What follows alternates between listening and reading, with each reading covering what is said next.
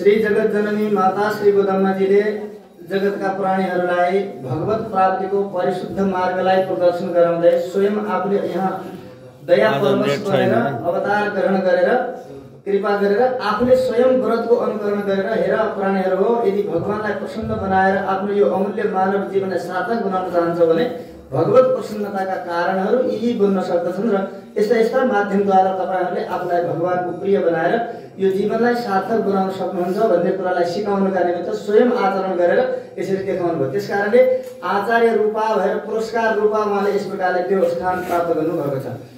आज हिजो अस्तिका दिनहरूमा पहिला दिनमा आवाहन गर्नुभयो, दोस्रो दिनमा व्रतका नियमहरू बताउनु भयो, तेस्रो दिनमा उहाँले आफ्नो आराध्यलाई यसरी चिन्तन गर्नुभयो, चौथो दिनमा चाहिँ आचार्य गुरुहरूसँग प्रार्थना गर्नुभयो कि हजुरहरूले कुनै प्रकारको सङ्कोच नगरिकन यो संसारमा डुबिरहेका प्राणीहरूलाई एउटा अब त्यो समुद्रको खारो जल जसरी बादलले आकाशमा ल्याएर शुद्ध पिउन योग्य बनाएर जसरी वर्षा गर्छ त्यस्तै प्रकारले वेद शास्त्रहरूमा रहेको अर्थ नजान्न सकिने खालको दुरूह अर्थले युक्त भएको त्यस्तो त्यो जो रहस्यमय कुराहरू छन् त्यसलाई चाहिँ हजुरले हामी सामान्य प्राणीहरूले बुझ्ने भाषामा हजुरले प्रकाशित गरिदिएर हाम्रो कल्याण गरिदिनुहोस्, हजुरले कृपा गरिदिनुहोस् भनेर आचार्यहरूको प्रार्थना हिजो गर्नुभएको छ। र आज गोदामाजी भन्नुहुन्छ यति गरेर हामीले यो मार्गमा जहाँ हिँडिरहेका छौँ हामीले जानुपर्ने हाम्रो गन्तव्य के हो त भन्दा भगवान श्री कृष्ण भगवान श्री नारायण जो साक्षात नारायण भगवान क्षीर समुद्रमा शेष शय्यामा शेष पर्यन्तमा विराजमान हुने परमात्मा यदा यदा हि धर्मस्य ग्लानिर्भवति भारत अभ्युत्थानम् अधर्मस्य तदात्मानं सृजाम्यहम् भनेर घोषणा गर्ने जो परम पुरुष परमात्मा हुनुहुन्छ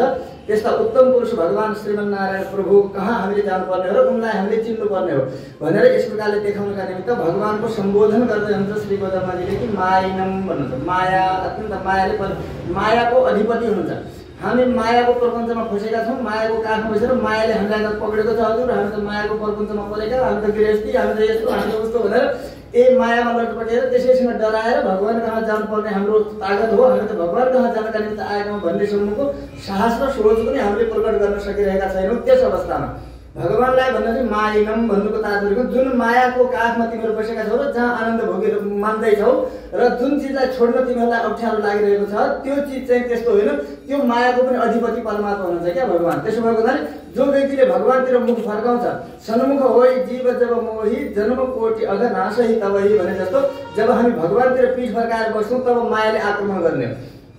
जब भगवानतिर हामी सम्मुख हुन्छौँ भगवानको दृष्टिपात हुने बित्तिकै हामीहरूका ती मायाका प्रपञ्चले गर्दा हुने अनिष्टहरू जति छन् ती सारा चिजहरू भगवानले यसरी नष्ट गरिदिन्छ। त्यस कारणले मायावी भन्नुभयो। माइनम मायाधिपति भगवान हुनुहुन्छ।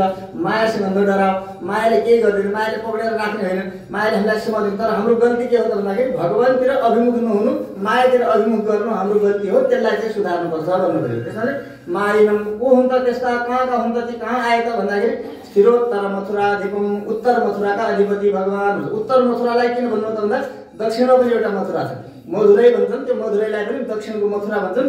कसैले सम्झेलान् कि दक्षिणको यही मथुरा हो, हाम्रै मथुरा हो भन्लान्, तर त्यो होइन। स्थान प्रधान हुन्छ, कुन स्थानलाई भगवानले अभिमत गर्नुभएको छ, भगवानका अभिमतले युक्त भएको स्थान नै भगवानको त्यो पवित्र मानिन्छ। त्यस कारणले उत्तरको मथुरा यस्तो छ कि जो पहिले सत्ययुगमा सिद्धाश्रम कहलाउँथ्यो, त्यहाँ विभिन्न प्रकारका वामन भगवान आदिहरूले पनि प्रकट भएको सिद्ध पुरुषहरूले त्यो गरेको, र त्रेतायुगमा स्वयं श्री शत्रुघ्नजीले जब भगवान श्री राम लंका विजय गरेर आउनुभयो, पहिले पनि अब भगवान रामको लक्ष्मणजीले त साथमा रहेर सेवा गर्नुभयो, सीताजी पनि साथमा जानुभयो, भरतजीले भगवान रामका पादुका लिएर त्यो पादुकाको शरणमा रहेर भगवानको सेवा गरेर भगवानले दिएको दायित्वलाई पुरा गरेर 14 वर्षसम्म भगवानको राज्य सम्झेर भगवानको सेवक हुँ भनेर यसरी राज्यको सेवा गर्न पाउनुभयो। तर शत्रुघ्नजी यस्तो रहनुभयो कि उहाँले भगवानको सेवाको अवसर प्राप्त गर्नुभयो। जब भगवानले लंका विजय गरेर आइसकेपछि राज्याभिषेक भयो, अनि त्यो राज्याभिषेकको समयमा चाहिँ शत्रुघ्नजीले आँखाबाट आँसु बगाउँदै र हृदय अत्यन्त विगलित बनाएर भगवान रामसँग प्रार्थना गर्नु, प्रभु यो सबै परिवारमा म चाहिँ एउटा अभाव रहेछु, मैले हजुरको सेवाको त्यो सौभाग्य पाइनँ, एउटा कहिँदै मलाई पनि प्रदान गरी बक्सियोस्, मलाई पनि सार्थक बनाए बक्सियोस्, धन्य बनाए बक्सियोस् भनेर उहाँले माग गर्दाखेरि त्यसो हो भनेदेखि मथुरा नगरी मेरो अत्यन्त प्रिय नगरी, सत्ययुगदेखि नै मेरो अत्यन्त प्रिय नगरी मथुरा छ, त्यहाँ जाऊ तिमीहरू। त्यहाँ लवणासुर नाम गरेको एउटा असुर छ, त्यसले सबैलाई अत्यन्तै ठुलो आतंक मचाएको छ।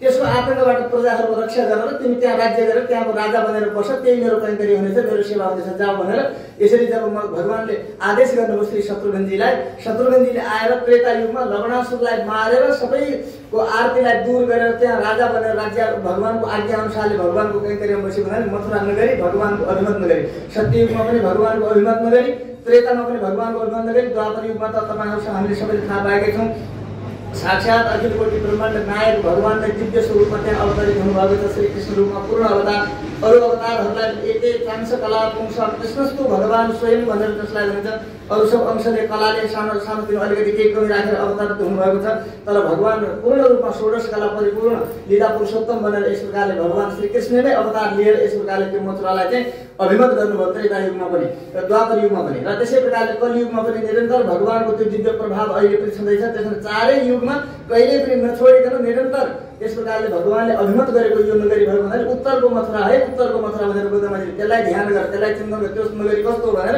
उत्तर मथुराधिपम उत्तर मथुराका अधिपति भगवान श्री श्याम सुन्दर जो मायाधिपति हुनुहुन्छ त्यस्ता भगवानको हामीले चिन्तन गर्नुपर्ने हो उनलाई चिन्तन गर्यो भने माया नष्ट हुन्छ जसले भगवानको चिन्तन गर्दछ त्यसको माया नष्ट हुन्छ जसले भगवान बिर्सिन्छ त्यसलाई मायाले पक्रिन्छ यो कुरालाई बुझ्नुपर्छ मायाले दुःख दिने मायाको प्रपञ्चमा फसेर संसारको जन्म मृत्युको चक्र नछुट्ने कसको त भन्दा जसले भगवान मायापतिको चिन्तन गर्न सकेन त्यसैले हाम्रो गन्तव्य हाम्रो ध्यान हाम्रो आकर्षणको बिन्दुको हो त भन्दाखेरि भगवान श्याम सुन्दर है यो कुरालाई बुझ भन्ने कुरा परिशुद्ध महाजल यमुना घट्टबन्तम यमुनाको जल कस्तो छ भन्दाखेरि अत्यन्त भयङ्कर प्रवाहयुक्त भएको र धेरै अगाध जल भएको यमुनाजीको त्यो जल छ र यमुना जललाई चाहिँ परिशुद्ध जल छ भन्नु किन यमुनालाई चाहिँ भगवानले परिशुद्ध जल भन्नुभयो अरू चाहिँ नदीहरू जस्तो गङ्गा कति पवित्र छन् गण्डकी कति पवित्र छन् अरू गण्डकीहरू महान छन् भने कावेरी बिरजा वैकुण्ठमा यस्ता बिरजा आदि नदीहरू छन् तिनको नामै दिनुभयो तर यमुनाको विशेष रूपले गोदामजीले किन महत्त्व दिएर यसरी परिशुद्ध जलले परिपूर्ण भएको यमुना भन्नुभयो भन्दा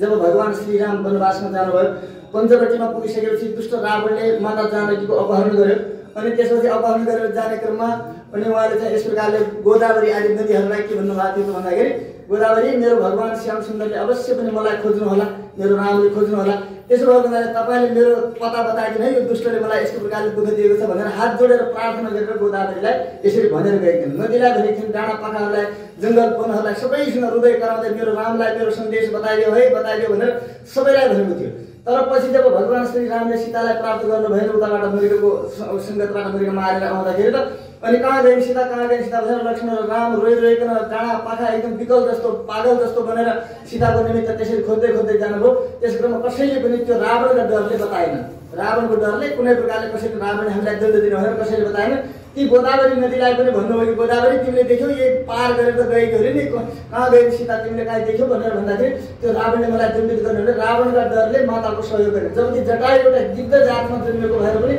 ओहो मेरो भगवानको यो साक्षात् माता लक्ष्मीलाई यदि अपहरण गरेर लाँदैछ भने जटायु एउटा गिद्धमा जन्मेको भए पनि उसले चाहिँ आफ्नो ज्यानको अन्तिम श्वास रहँदैसम्म पनि रावणसँग युद्ध गरेर सीताजीलाई बचाउने कोसिस गर्यो तर अन्तिममा उसले प्राण त्याग दियो बरु तर भगवान त्यसरी भगवानका लागि आफ्नो प्राणै त्याग दिएर सबै गरेको हुनाले आफ्नो पिताको पनि क्रियाकाज गर्न नपाएका भगवान श्री रामले आफ्नो पितृतुल्य मानेर जटायुको स्वयं आफ्नो हातले क्रियाकाज पिण्डदान आदिहरू गरेर श्राद्ध आदि पनि गर्नुभयो कति सौभाग्यशाली बन्यो त्यसो भने धन के हो त भन्दाखेरि हाम्रो चिन्तन कहाँ हुनुपर्छ त हाम्रो ध्यान कहाँ हुनुपर्छ त भन्ने कुरालाई देखाउनका निमित्त त्यसरी देखाउनु भएको तर यमुनाजीले के गर्नुभयो त भन्दा यमुना डराउनु भएन जहिले पनि यमुनाजीले त्यो कंसले त्यस्तो दुःख दिएको थियो त्यहाँ पनि एक प्रकारको आपत्ति थियो तर यमुनाले भगवान श्री कृष्णले जेल घरमा अवतार लिनुभयो जेल घरमा अवतार लिएर तुरुन्तै त्यो दिव्य अद्भुत रूप धारण गरेर भगवान अवतार लिएपछि अब देवकी आमाले वसुदेवजीले पनि धेरै दुःख मानेर हो यति सुन्दर रूपहरूले दर्शन गराउनु भयो एकछिनपछि त यो दुष्टले यो हाम्रो आँखाबाट उझेल गर्ने हो त्यसो हुँदाखेरि प्रभु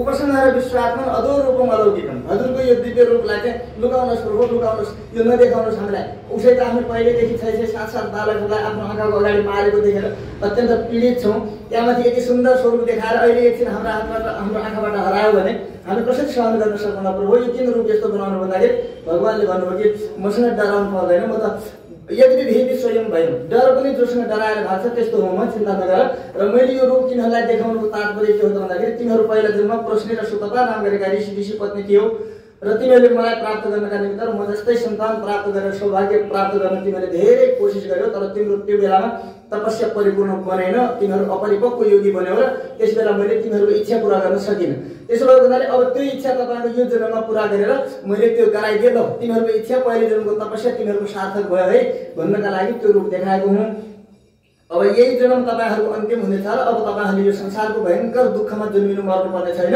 र तपाईहरु अब ममा जसरी पनि ब्रह्म भावले होस् अथवा पुत्र भावले जसरी हुन्छ प्रेम गर्न सक्छौ तिमीहरुको आफ्नो स्वतन्त्रता भनेर यो जानकारी गर्नका लागि मैले यो रूप देखाएको नडराउनुस् भनेपछि ल हुन्छ त म कहाँ जाऊ मलाई गोकुलमा मेरा सुन्दर मेरा भक्त छन् नन्द बाबाको महलमा मलाई पुर्याइदेऊ नडराउ भनेर त्यसरी भन्यो राति नै त्यो हतकडी खुले सबै चिज राम्रो भयो वातावरण बन्यो टोकरीमा राखेर लैजाँदाखेरि त्यो कंससँग डराइकन यमरा महारानी भाद्रको महिनाको भेल आइरहेको थियो र पनि वसुदेवजी तर्न सक्ने थिएनन् तर तुरन्तै भगवान जाने बेलामा चाहिँ डरै नमानिकन सट्ट भगवानको बाटो दिएर बाटो खोला तलको तलै माथिको माथि गरेर वसुदेवजी भगवानको सहयोग गरे नडराइकन सहयोग गरे भगवानको कार्यमा सघाए हामीले गर्नुपर्ने कार्य के हो त भन्दा भगवानको कार्य गर्नका निमित्त हामी आएका हौं यो कुरा बिर्सिनु हुँदैन कहिले हामी भगवानको कार्य छोडेर मायाको कार्य गर्दैछौं त्यसकारण विपत्तिमा फस्दैछौं र बारम्बार जन्म मृत्युको हामीलाई त्यो भयंकर संकट हामीहरुमाथि बढालिरहेको छ त्यो बादल हामीहरुमाथि त्यसरी बढालिरहेको छ त्यसो हुनाले हामीले के गर्नु चाहिँ भगवत कार्यमा कसैको पनि डर मान्नु हुँदैन किनकि डर पनि डराएर भाग्ने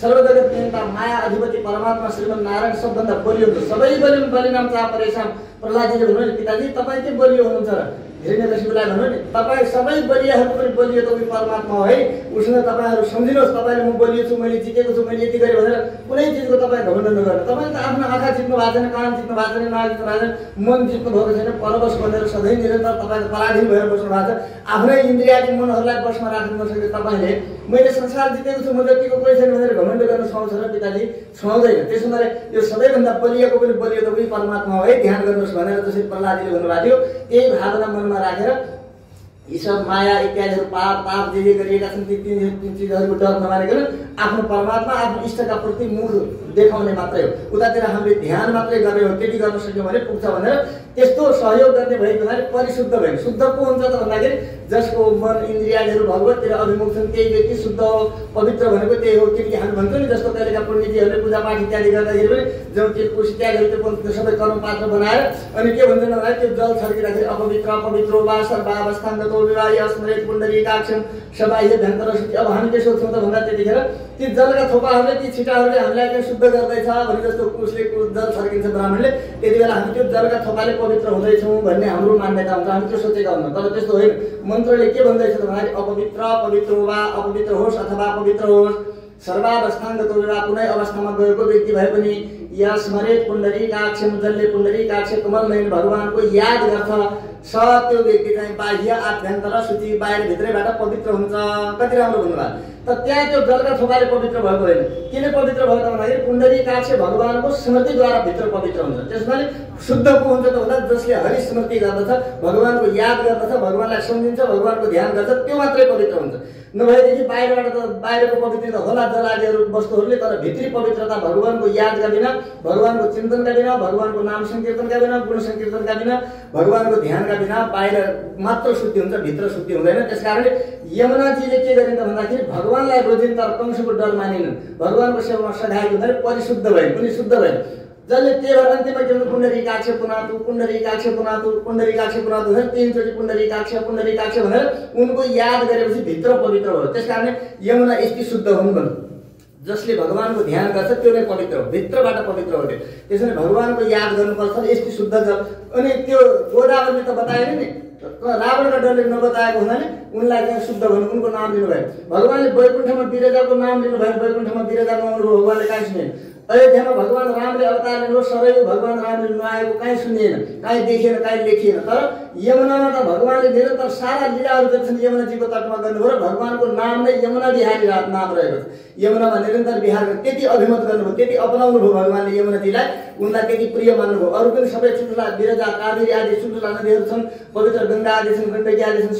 शुद्ध पवित्र नदीहरू छन् तर उनीहरूमा पनि त्यति महत्त्व दिनु भएन तर यमुनामा परिशुद्धता मान्नुभयो र गोदावरी यमुनाको याद गर्नुभयो किन भन्दा उनी भगवानका लागि संसारका कुनैसँग डराउँदैनन् भगवानको भक्ति गर्नका लागि नै हाम्रो जन्म भएको भनेर यथार्थता बुझेर उनले चाहिँ भगवानको सेवामा आफूलाई कुनै प्रकारको निर्भीकतापूर्वक लागेको हुनाले यमुनाको जल शुद्ध छ यस्तो कुलमा गोकुले प्रादुर्भूतम भन्नु गोकुलमा जन्मिनु भएका भगवान किन गोकुलमा जन्मिनु भयो भनेर गोकुलको महत्त्व दिनु भने यसका दुईटा कारण छन् एक त भगवान कस्तो हुन्छ त भन्दाखेरि महत्त्व अति मन्दैछ निरन्तर संश्लेष स्वभाव सौशील्य भगवान सौशील्य हुन्छ कति सुशील हुनुहुन्छ हाम्रो भगवान भन्ने जनाउनका निमित्त गोपकुले प्रादुर्भूतम भन्नु।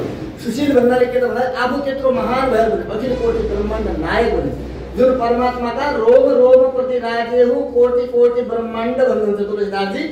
एक एक रोममा 1 करोड ब्रह्माण्ड लटकेका छन्। एक ब्रह्माण्ड भने कति हो जान्नुहुन्छ? एक ब्रह्माण्ड भनेको पृथ्वीदेखि तल 7 रौँ, पृथ्वीदेखि माथि ब्रह्मलोक पर्यन्त 7 रौँ, 14 लोकले युक्त भएको सारा वस्तुले परिपूर्ण भएको एउटालाई के भनिन्छ त? एक ब्रह्माण्ड भनिन्छ। त्यस्ता ब्रह्माण्डहरू एकै रौँमा करोडौं लटकेका छन्। त्यसमा अनन्त कोटि ब्रह्माण्ड नायक भगवानलाई हुन्छ। त्यस्तो अनन्त कोटि ब्रह्माण्डको अधिपति त्यति महान भएर एउटा सामान्य दायाँ बायाँ हात नजाने गौत गोबरसँग खेल्ने अज्ञानी जन्मजन्मान्तरमा कर्मका अधीनमा रहेर जन्म मृत्युको चक्रमा फसिरहेका त्यस्तो गोपकुलमा पनि आफ्नो महानतालाई दबाएर उनीहरू जस्तै म पनि तिमीहरूको गोपको छोरो हुँ, एउटा गोपीको छोरो हुँ, म पनि यस्तै हुँ भनेर त्यहाँ आउने। त्यहाँ आएर पनि यिनीहरूले थाहा पाउँछन् कि मलाई ठुलो भएपछि मभन्दा तर्सेला पर जाला यिनलाई दिनुपर्ने जो लाभ हो त्यो दिन नपाउँला भनेर अनि त्यहाँ गोबर सिंहसँग फालिदिने। कसैले चप्पल ल्याइदिएन म तँलाई माखन खुवाउँछु भन्यो भने त्यो चप्पल ल्याइदिएका निमित्त गइहाल्ने। कसैकालाई गोबर उठाइदिएन भने गोबर उठाइदिने। त्यो गोबरका एउटा माखनको लागि भगवान त सारा जगतका पालनहार परमात्माले एउटा माखनको गोला खानका निमित्त ती गोपीहरूको अधीनमा रहनुपर्छ र उनी त जे पनि गर्न सक्ने हुने कर्तम अकर्तम अन्यथा कर्तम समर्थ परमात्माले एउटा माखनको गोलाको लोभले चाहिँ गोपीहरूका चप्पल उठाइदिने, गोपीहरूलाई गोपीहरूका गोबर उठाइदिने, गोपीहरूको माझमा गएर खेलिदिने, गाई चराइदिने, धुल मटमैलो भएर हिँड्ने त्यो औकात हो र भगवानको होइन नि। भगवान त अखिल कोटि ब्रह्माण्ड नायक हो। तर पनि त्यो त्यति ठुलो आफ्नो महानतालाई माटोमा मिलाएर दबाएर भए पनि लोक कल्याणका निमित्त दया परवश गरी यी बिचारा अज्ञानीहरूलाई उठाउन आएको छु म त। त्यसकारण यिनीहरू म ठुलो हुँ भन्ने यिनले थाहा पायो भने त यिनी मबाट तर्सिनु हो। यति महानका सामनेमा हाम्रो कहाँ औकात छ? हामी कहाँ जान पाउँछौँ? उनीसँग त कहाँ बोल्न सक्छौँ? हाम्रो बसको छैन। त्यसो उनलाई त भनेर महान मान्ला पर तर्केला अनि यिनीहरू लाभ लिन पाउँदैन। त्यसकारण यिनलाई त नजिक ल्याउनु छ भनेर हेर्नु त आफ्नो महानतालाई दबाएर भए पनि ती बिचारा गमार दायाँ बायाँ हात पनि नजान्ने त्यस्ताहरूलाई पनि अपनाएर तिनीहरूका कुलमा जन्मिनु भयो भनेको गोपकुले प्रादुर्भूतम। त्यसैले भगवानलाई के भन्छ? सुशील भनिन्छ क्या। त्यसैले आफू चाहिँ मान नखोज्ने, अरू सबैलाई मान दिने यस्तो स्वभाव। अमानी मानदो मान्य भनेर विष्णु सहस्रनाममा पाठ दिन्छौँ नि हामी। अमानी भनेको त्यत्रो महान मान योग्य भएर पनि भगवान अमानी मान चाहनुहुन्न। मान दह मान दिनुहुन्छ, मान्य भएर पनि मान दिनुहुन्छ। मान भन्ने चिज, सम्मान भन्ने चिज, इज्जत भन्ने चिज अर्कालाई दिने चिज हो, लिने होइन, चासो गर्नु हुँदैन। कसैको ज्ञान आउँछ मान गर्छ भने ठिक छ, गर्दैन भने पनि आफूले हर कुनै आर्थिक ब्रह्म पर्यन्तका सबै लीला विभूतिका जति चेतनाहरू छन् यी भगवानका खेतीमा फुलेका बिरुवाहरू हुन्, अनेक प्रकारका यी फुलहरू हुन्। त्यसरी यी सबैलाई मैले सम्मान गर्नुपर्छ भनेर प्रणमे दण्डवत भूमौ हाँस्यो चण्डालको कर्म। हाम्रा आचार्यहरूले के भने सबैलाई किरा कमिला पशु पक्षी चण्डाल गाई गधा कुकुरहरू सबैलाई पनि यसको भित्र मेरो प्यारो परमात्मा विराजमान हुनुहुन्छ। भगवानले त उसका भित्र आत्मामा बास गर्नु भएको छैन। म भगवान भन्दा ठुलो हुँ र मैले किन उनका लागि तिरस्कार बहिष्कार गर्ने, उनलाई मैले नमस्कार गर्नुपर्छ भनेर सबैका प्रति विनम्रताको भावना हामीले राख्नुपर्छ यदि भगवानलाई प्रसन्न गर्ने हो भने, भगवानलाई पाउन चाहने हो भने भनेर यस प्रकारले भन्नुभयो कि हो गोपकुले प्रादुर्भूतम। गोपकुलमा जन्मिनु भएको दर्शनीय दीपम अति सुन्दर। कस्तो हुन्छ त भगवान भन्दाखेरि दर्शन गर्न योग्य हुन्छ। आँखा पाएका व्यक्तिले रुक्मिणीले भन्नुभयो नि, रुक्मिणीले भन्नुभयो कि कसैले आँखा पाएको सार्थकता प्राप्त गरेको छ भने त्यसले भगवानको दर्शन पाउनुपर्छ। यदि भगवानको दर्शनै पायो भने त्यसले आँखा पाएको केही सफलता भएन, त्यसका आँखा व्यर्थै गए। त्यसैले तिनै आँखा सफल हुन् जुन आँखाले भगवानको दिव्य दर्शन गर्न पाउँछन्। त्यसकारण दर्शनीय दीपम, दर्शन गर्ने योग्य दिव्य हाम्रो लागि हृदयमा जन्ने ज्ञानको दीप हुन्छ। मातुर देह कान्त्यम कृतवन्तः दामोदरम भन्नु। आमाको देहमा उज्यालो गर्नेवाला। पहिले भगवान के गर्नु भने कंसले के गरिरहेको भने 8औं गर्भबाट मृत्यु हुन्छ भनेर सुनेपछि अब यिनीहरूको 8औं गर्भ नहुने, अब यिनीहरूको बच्चै नजन्मिने गरी यिनलाई अलग अलग कोठामा बन्द गर्नुपर्छ भनेर वसुदेवजीलाई एक कोठामा, देवकीलाई एक कोठामा, उनीहरूको सम्पर्कै हुनु नदिने त्यस्तो बनाएको थियो।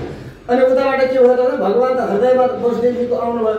वसुदेवजी यताबाट देवकी हेरिराख्नु भएको छ, उता कोठामा वसुदेवजीको पुरै कोठै त्यो एरिए पुरै यस्तो झलमल चम्किरहेको छ कि भयो आज के भयो यस्तो के भयो भनेर अचम्मले हेर्दै भावनात्मक रूपमा आँखाबाट दृष्टिद्वारा नै भगवान चाहिँ वसुदेवले देवकीलाई हेर्नुभयो, देवकीले वसुदेवलाई हेर्दाखेरि नेत्रबाट नै भगवान चाहिँ वसुदेवजीको हृदयबाट देवकीको हृदयमा आउँदाखेरि उता वसुदेवजी अँध्यारो बत्ती निभे जस्तो हुनुभयो, यता देवकी चाहिँ झलमल बल्न लाग्नुभयो, एकदम चमत्कार।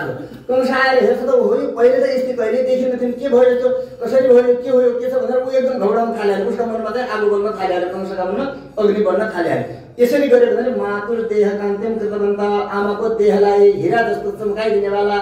आमा धन्य को हुन्छन् भन्दाखेरि जसले यस्ता परमात्मालाई भक्ति भाव, दया माया करुणा प्रेम भगवानका प्रतिको सद्भाव ज्ञानले परिपूर्ण भएर आफ्नो आचारवान जीवनलाई बनाएर विधिवत रूपमा भगवानले गरेको आदेश अनुसारको जीवनशैली जसले बनाउँदैछ ती नै वास्तवमा के हुन्छ भन्दा सुन्दर हुन्।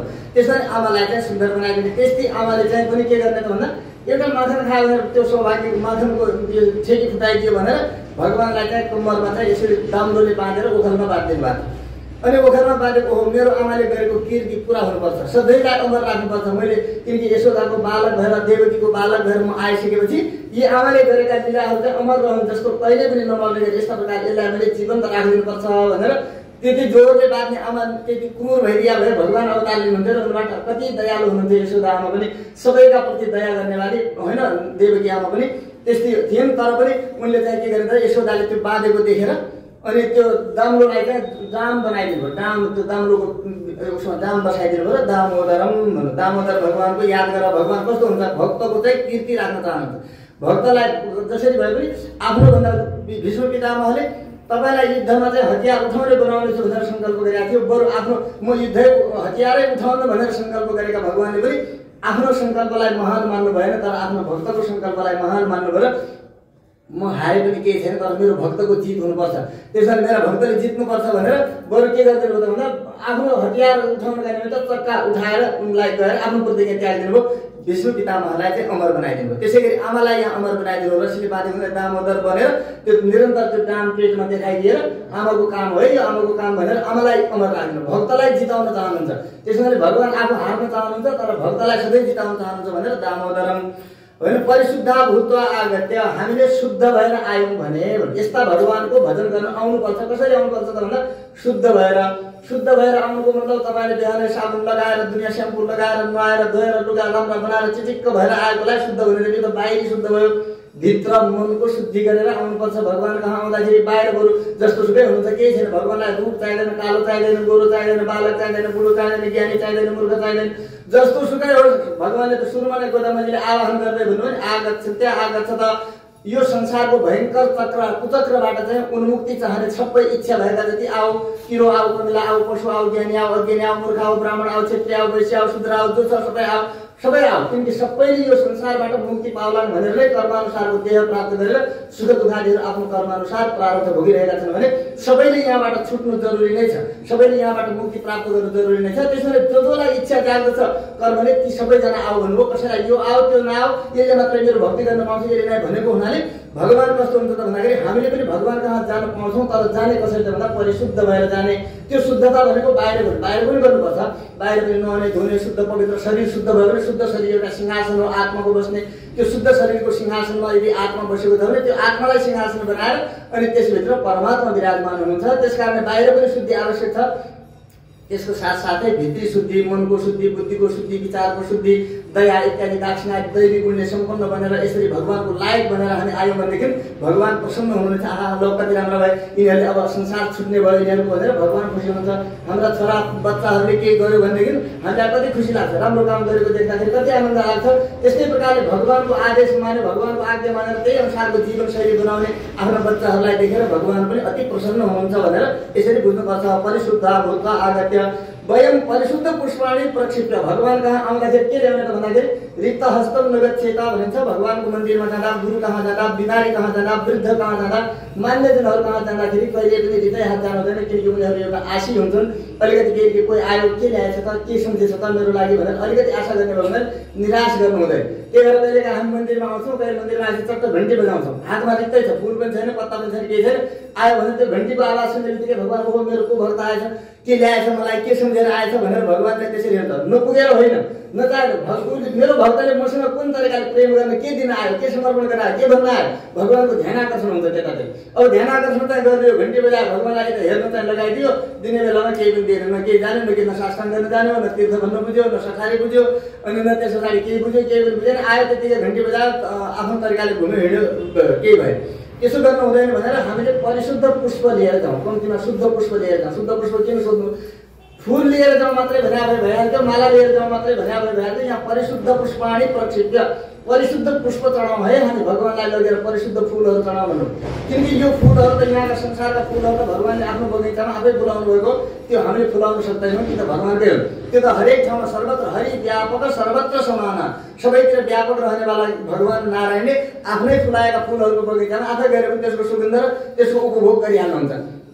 त्यो हामीले टिपेर ल्याए पनि ठिकै छ, नटिपेर ल्याए त्यहाँ बगैँचामा गए पनि त्यही पनि भगवानले गरिहाल्छ। ती फुल त छँदैछन्, ती पनि अर्चना गर्न पूजा गर्नका लागि माला बनाएर भगवानको श्रृङ्गार गर्न प्रयोग गर्न सकिन्छ। तर गोदामाजीले भन्नुभएका फुलहरू के हुन्छ भन्दाखेरि 8 प्रकारका पुष्पहरू लिएर आऊ। 8 प्रकारका पुष्पहरू भगवान कहाँ यदि भगवानलाई खुसी गर्नु छ भने यी फुल चाहिँ अनिवार्य ल्याऊ। बरु बाहिरका फुलेका फुलहरू नटिप्न सके, नभए नलगाउन सके, नभए नि हुन्छ बरु, तर यी फुल चाहिँ अनिवार्य चाहिन्छन् भगवानलाई प्राप्त गर्न चाहने भने 8 वटा फुलहरूको वर्णन गर्दै हुन्छ। के 8 वटा फुलहरू छ? अहिंसा प्रथमम पुष्पम भन्नु। अहिंसा रूपी एउटा फुल लिएर आऊ। मनले, वचनले, कर्मले कसैलाई पनि तसक्क हुने खालका व्यवहार गर्न छोडिदेऊ पहिला, तब मात्रै भगवान बुझ्ने हुन्। त्यो कुरा बुझ। मेरो बोली कर्म छ भनेदेखि मैले गरेको भक्ति खेर जान्छ हेर्नु। मेरो व्यवहारद्वारा कसैलाई नराम्रो असर पर्दैछ भने त्यो पनि नराम्रो। त्यसैले अहिंसा, कसैको निन्दा नगर, कसैको कुरा नकाट, कसैका पछि नपर, जो जस्तो छ आफ्नो कर्म प्रारब्ध अनुसार प्राप्त भएको स्वभावमा विचार बाँचिरहेको छ जस्तो पनि, किनकि सबैलाई सहिष्णु हुनुपर्छ, हामीले असहिष्णु हुनु हुँदैन भनेर पहिला चाहिँ अहिंसा पुष्प मनले, वचनले, कर्मले म कसैलाई पनि दुःख दिने छैन। मेरा तर्फ मलाई जे जतिसुकै दुःख भए तापनि मेरो तर्फबाट म कसैलाई पनि पीडित गर्ने छैन भन्ने पहिला सङ्कल्प गर्नुपर्छ। यही पहिलो पुष्प हो अहिंसा प्रथमम पुष्पम। पुष्पम इन्द्रिय निग्रह। दोस्रो फुल के लिएर आउँदा भन्दाखेरि इन्द्रिय निग्रह। आफू बजारतिर कुद्नु खोज्छन् ए मूर्ख, तैँले बजार घुमेर अहिलेसम्म यति दुनियाँ हेरिस के पाइस र हेर्न लायक त यो हो परमात्मा भनेर त्यो आफूलाई सम्झाऊ, भगवानतिर फर्काऊ। कालले दुनियाँदारी सबैका सुन्यो राम्रा दनाउला, तर के पाएर केही पाएन, आखिर पापै बोट्यो। त्यसो भने ए मूर्ख हो, जाऊ भगवानका दिव्य गुण सुन, भगवानका दिव्य चरित्रहरू सुन, त्यसबाट तिमीहरूले मेरो पनि कल्याण गर्छौ र तिमी पनि सार्थक हुन्छौ भनेर कानलाई सम्झाऊ, नाकलाई सम्झाऊ, जिब्रोलाई सम्झाऊ, हात गोडालाई सम्झाऊ। गोडा भगवानदेखि बाहिर भाग्छ भने त्यसो भने यता यता जानुपर्छ भन। बाहिर अरूको काम गरेर हात दुरुपयोग भइरहेको छ भने, मुर्दाको तुल्य हात भइरहेका छन् भने तिन हातलाई चाहिँ सार्थक बनाउनका निम्ति भगवानको झाडु गर, पुछा गर, फौल चिप, माला बना, अर्चना गर, पूजा गर, वन्दना गर। केही हातको कैङ्करे जे छ त्यो गर, गोडाको कैङ्करे भगवानका मन्दिरतिर कुरा। सबै इन्द्रिय निग्रह। इन्द्रियहरूलाई आफ्नो बसमा राख। इन्द्रियहरू मलाई प्राप्त भएको होइन कि म इन्द्रियलाई प्राप्त भएको, यो बुझ्नुपर्छ। इन्द्रिय भनेका घोडा हुन्। यी 10 वटा घोडाहरू जोतिएको शरीर रूपी रथमा बसेको राजा भनेको आत्मा हो। यी इन्द्रियहरूले त्यो राजाको लागि काम गर्नुपर्दछ। यिनीहरू आफ्नो खुसीले मनमानी हिँड्न थाल्यो भनेदेखि आत्मालाई दुःख हुन्छ, आत्मा डुब्छ। त्यसकारण उसका लागि हुन् भन्ने कुरालाई बुझेर ध्यान त्यता गर भनेर इन्द्रिय निग्रह रूपी दोस्रो पुष्प। यो भगवानलाई प्राप्त गर्ने एउटा त्यसरी मनमा शान्ति राख, शीतलता राख, के नै छ र भन्ने कुरालाई बुझ, धैर्यता राख। यसरी गएर इन्द्रिय निग्रह रूपी पुष्प दोस्रो लिएर आऊ।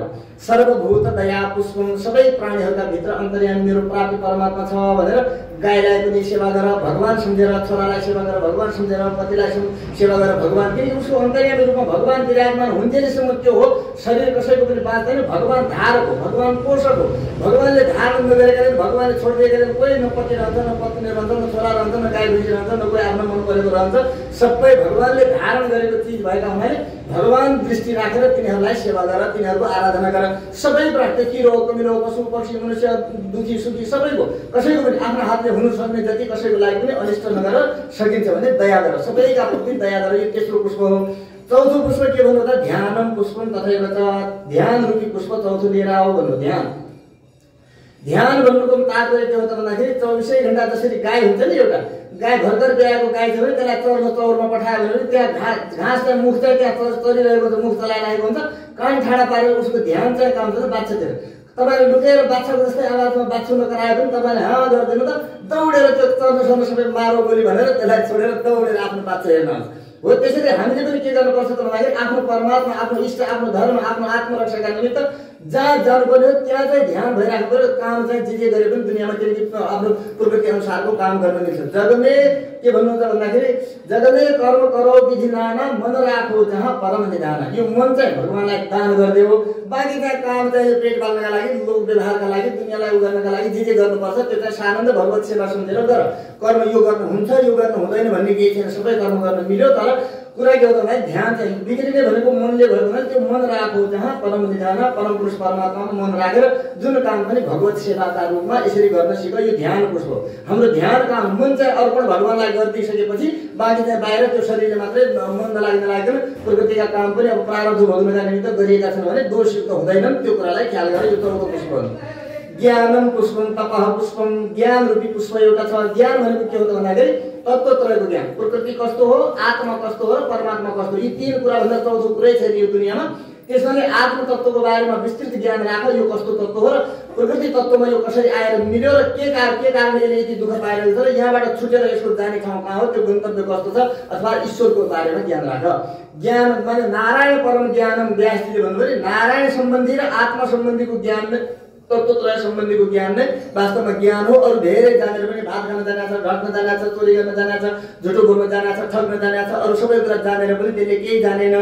जान्यो कब त भन्दाखेरि जब उसले आफ्नो आत्मतत्त्व र आत्माको विरोधी प्रकृति तत्त्व विश्वरूप र अमृत स्वरूप परमात्माको तत्त्व यी तीन चिजहरूलाई यथार्थ रूपमा बुझेर उसले आफ्नो कर्तव्यलाई छान्दछ भने त्यो ज्ञानी भयो। त्यसमा यस्ता ज्ञानी भएर यो ज्ञान पुष्प लिएर आऊ भगवानका, यस्ता ज्ञानी बन्नका लागि आऊ। यो एउटा यो पाँचौं पुष्प हो। तप पुष्पम एउटा अर्को छैटौं पुष्प के हो त भन्दा तपस्या रूपी पुष्प छ। तपस्या भनेको के हो भन्नु होला? तपस्या भनेको माला लिएर एकान्तमा खानेपिउने छोडेर जङ्गलमा रुखा मुनि बसेर अथवा नदीको किनारमा बसेर बस घोसिएर शरीर सुकाएर बस्नु मात्रै तपस्या हो भनेर नसोच्नु होला। तपस्या भनेको एउटा तपाईहरु बिहान ब्रह्म मुहुर्तमा उठ्दै हुनुहुन्छ, अब सबैलाई जाडोको समयमा रजाइभित्र मजाले मुख छोपेर आनन्द सुतिराख्नु त सबैलाई शरीरले त सुखै खोज्छ, सबैको आनन्दै हुन्थ्यो। तर पनि भगवानका लागि भनेर आत्माका लागि भनेर तपाईहरुले बिहान उठ्नुपर्छ, मन्दिर जान्छ भनेर दुःख मानिकन शरीरलाई कष्ट हुँदा उठ्नुभयो, जुरुक्क त्यही हो तपस्या।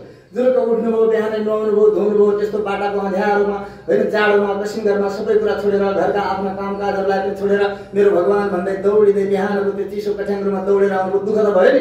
हो त्यही भगवान प्राप्तिका निमित्त आत्मकल्याणका निमित्त जीवनमा शरीरमा आउने दुःखहरूलाई आनन्द खुसीले सहँदै हुनुहुन्छ। त्यो कसैको कर छैन, केही छैन, तर पनि खुसीले दौडिँदै हुनुहुन्छ नि। हो त्यो दौडिनु त्यसमा हुने कष्टलाई चाहिँ तपाईँले खुसीले सहन गर्नुभएको छ, यही हो तपस्या भनेको। तपस्या भनेको काय क्लेश सहनम तप भनिन्छ।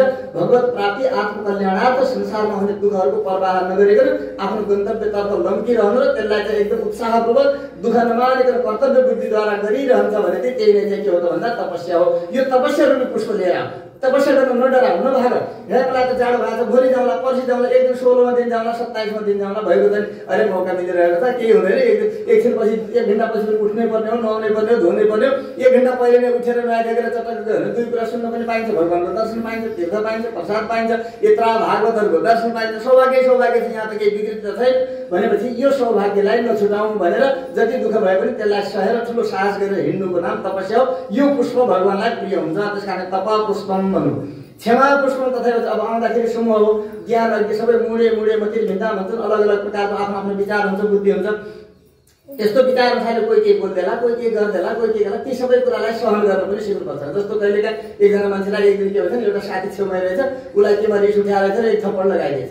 अरू खाइस् नि, कति राम्रो मेरो साथी, मेरो प्यारो मित्र भन्थेस् नि, पिटो नि तँलाई त भनेर त्यसले तैँले बुझेकै रहन्छ।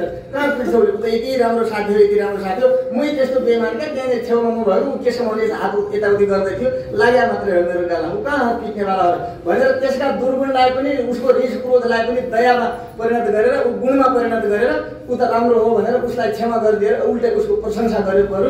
तर उसलाई यो बेमान हो, बदमास हो, यसो हो, त्यसो हो भने होइन, उसले त थप्पड हानेकै थियो रिसले। तर पनि उसले त्यस्तो होइन, त्यो मान्छे होइन त्यस्तो, अति राम्रो हो त्यो त। कसैलाई पनि हामी के गर्छौँ भने हामी त गुणलाई पनि गुणेश दोषाविष्कार, कोही गुणी छ, राम्रो छ, साँच्चै नै राम्रो छ भने पनि त्यसमा पनि कसै हुन्छ थाहा हुन्छ।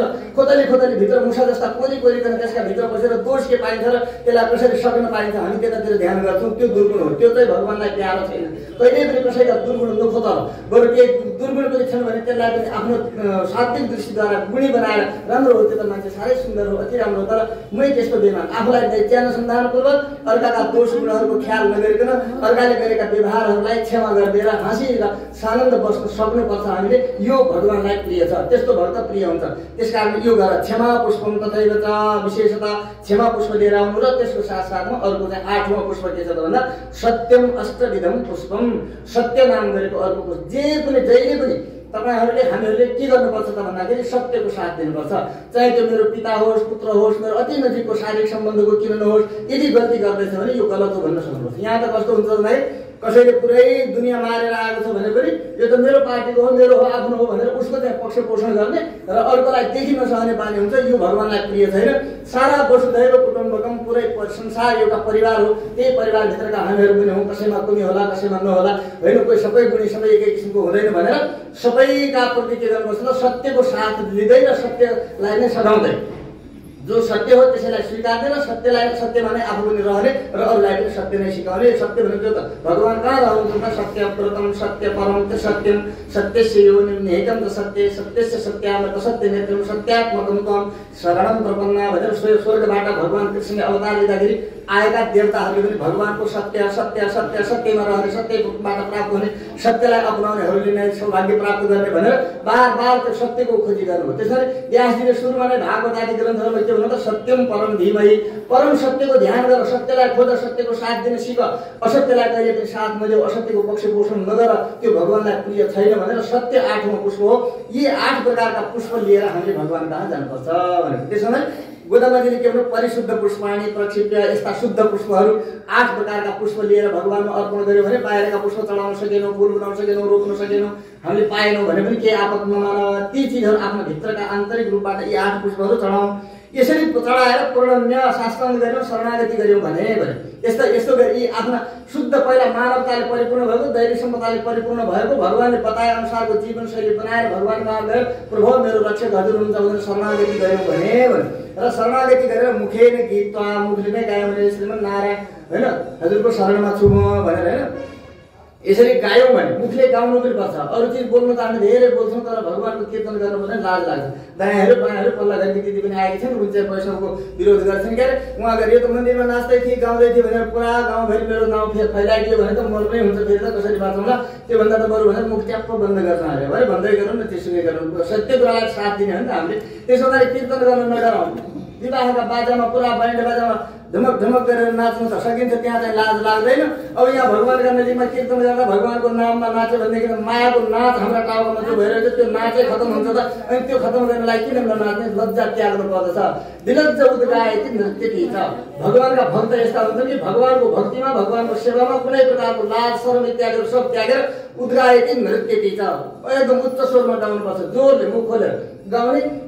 खोप बाटामा हिँड्दाखेरि श्रीकृष्ण गोविन्द हरे मुरारी हे नाथ नारायण बाँच्नु हल्ला मचाउँदै आउनुहोस् न, के बिगा जय श्रीमन् नारायण भन्नु। त्यसरी अँध्यारोमा कोही देखिएन भने पनि रिक्सावाला गाडीवाला त्यो देखिन्छ जय श्रीमन् नारायण। कुनतिर त्यसको पनि काँडमा त्यो श्रीमन् नारायण पऱ्यो भने कति पाप त बिचरा त्यसका पनि काटिएला नि, कहिले मन्दिर भनेर जान्दैन, केही बुझ्दैन, बिचरा के हो जान्दैन, कति उसका कानमा पऱ्यो, उसको पनि कल्याण हो। तपाईँहरूको मुखबाट नारायण नारायण गाइयो, तपाईँ पनि धन्य हुनुभयो।